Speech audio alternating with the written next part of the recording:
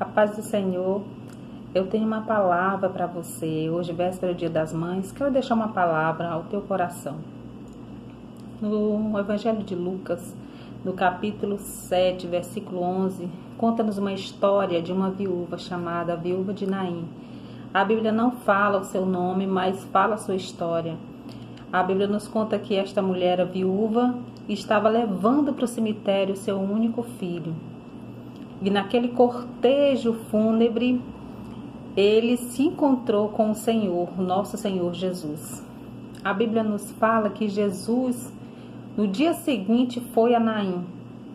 Eu creio que quando Jesus vai a algum lugar, sempre tem um propósito. E ele foi no dia seguinte, justamente o dia do enterro daquele jovem, filho único daquela mulher. A Bíblia não diz, como eu já falei, não fala nada sobre a história dela, fala muito pouco. Mas nós que somos mães, nós sabemos que o coração daquela mulher estava despedaçado. Não só pelo seu filho, mas também pelo seu esposo que já tinha falecido. A Bíblia fala que aquela mulher estava sepultando o seu único filho. Eu creio que toda mãe, quando ela começa a gerar, quando ela sabe que está grávida, ela começa a planejar o futuro daquela criança. Então isso é normal de mãe, a gente começa a ter sonhos, a gente começa a sonhar com a profissão, a gente começa a sonhar com o ministério, a gente começa a sonhar que ele vai ser um grande homem de Deus. E eu creio que aquela mulher não era diferente de nós, ela sonhava, ela tinha sonho, projetos, planos para aquela criança e família. E primeiro, por infelicidade, o seu esposo foi. E com certeza aquela mulher, ela enfrentou muitas barreiras, porque nós sabemos que a mulher antigamente era muito difícil quando ela ficava viúva. Então, quando ela ficava viúva, o filho tomava o lugar do esposo quando crescia, né, em sustentar e cuidar da casa. E creio que aquela mulher tinha uma esperança, tinha o seu filho. E os seus planos que eram para o esposo, para a família, passou-se todo para aquela criança, né? Com certeza ela tinha muitos planos. E aquela criança passou-se a sua única esperança, os seus projetos estavam ali todos naquela criança. E por infelicidade também a criança faleceu.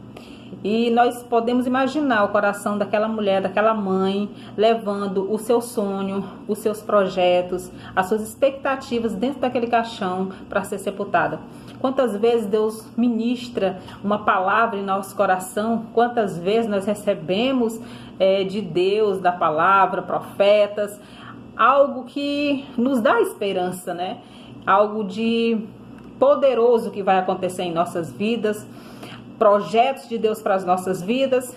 E quando começa a vir os vendavais, começa a vir as provas, nós enterramos os sonhos, nossos sonhos começam a ficar difíceis de ser sonhados novamente, porque às vezes as lutas elas são tão grandes que a gente sucumbe juntamente com a luta.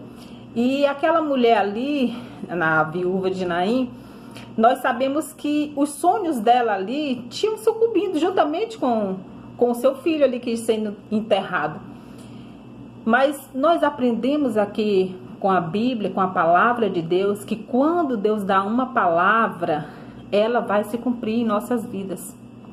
E naquele dia, aquele cortejo fúnebre, ele se encontrou com o dono da vida, com aquele que ressuscita sonhos, com aquele que ressuscita projetos, com a pessoa, com a única pessoa que estava aqui na terra, que podia mudar a história daquela mulher.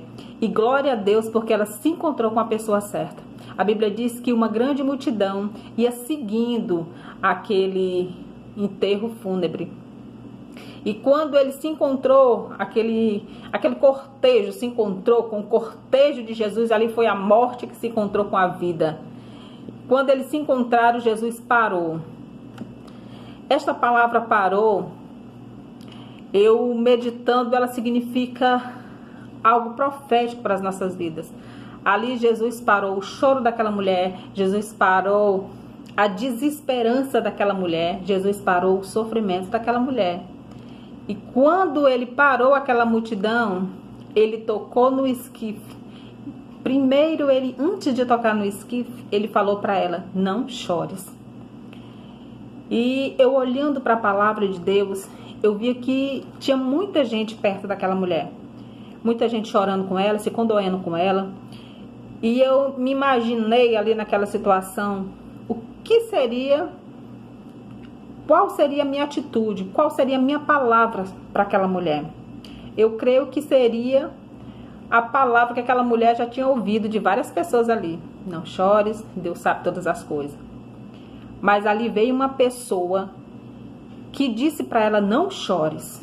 Talvez aquela mulher já tivesse ouvido aquela palavra não chore várias vezes aquele dia. Mas tinha uma pessoa ali que quando ele quando ele liberasse a palavra não chore, é porque ele já tinha o controle da situação, é porque ele já tinha resolvido o problema. Talvez quando Jesus chegou para ela e falou: não chores, talvez a Bíblia não fala, mas talvez aquela mulher pensou assim: mais um me consolar para dizer que não chore, mas como é que eu não posso chorar? Meu marido morreu, meu filho também morreu, meus sonhos morreram, minha vida acabou. Mas aquela mulher não sabia que a pessoa que estava mandando ela não chorar era a pessoa que ia mudar a história dela.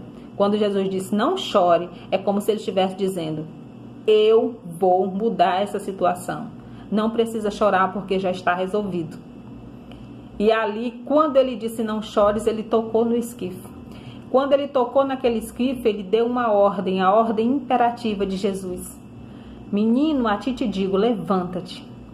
Jesus deu uma ordem àquela criança e ela levantou. E ele foi restituído para sua mãe.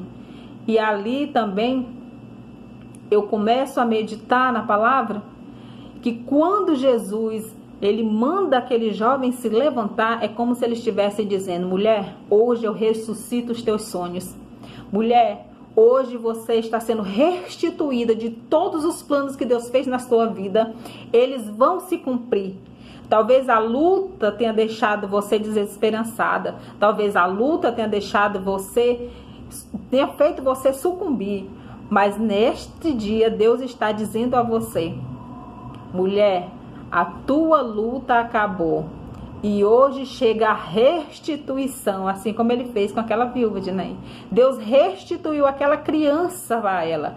O sonho que você sonhou é seu.